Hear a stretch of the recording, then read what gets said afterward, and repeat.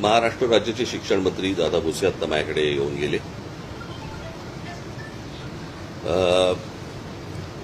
त्यांची भूमिका त्यांनी सांगण्याचा प्रयत्न केला.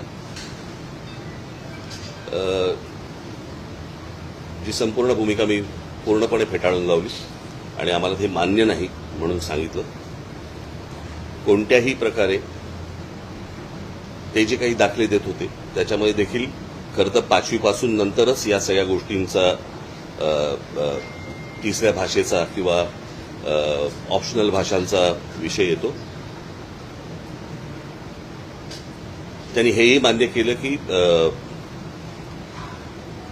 राष्ट्रीय शिक्षण धोरण जे आहे त्याच्यामध्ये देखील अशा प्रकारची कुठचीही गोष्ट समावेश केलेला नाहीये. त्यांनी ते राज्यांवरती टाकलेली गोष्ट आहे आणि राज्यांवरती टाकलं असताना हे का करतायत किंवा ह्यांना का करायचंय मी हे अजून अनाकलनीय आहे.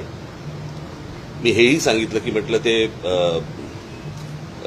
काय ते तुमच्या उच्च शाळा द्या सीबीएसई आणि वगैरे वगैरे या सगळ्या शाळा ज्या आता नव्याने आल्या या सगळ्या IAS अधिकाऱ्यांसाठी म्हणून काढल्या गेलेल्या शाळा होत्या.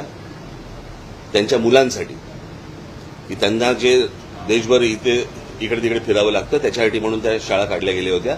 आता त्या गोष्टींचं त्या शाळांचं वर्चस्व ह्या राज्यांच्या शाळांवरती जास्ती करण्याचा प्रयत्न आहे आणि मला असं वाटतं की तोच एक केंद्रातला आणि या सगळ्या IAS अधिकाऱ्यांचा त्यांचा तो अजेंडा आहे.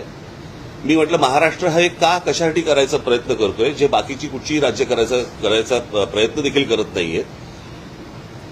काही गोष्टींची उत्तर त्यांच्याकडे नव्हती आणि ते तेच गोष्टी बोलत होते. परंतु आम्ही त्या दिवशी मला असं वाटतं मी पत्रकार परिषदेमध्ये माझा संपूर्ण भूमिका मांडली. माझी तीच भूमिका आहे.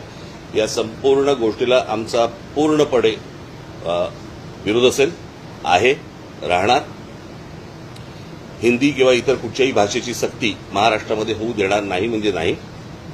आणि या गोष्टींसाठी म्हणून मी सर्व पक्षांना आवाहन करतोय की येत्या 6 जुलैला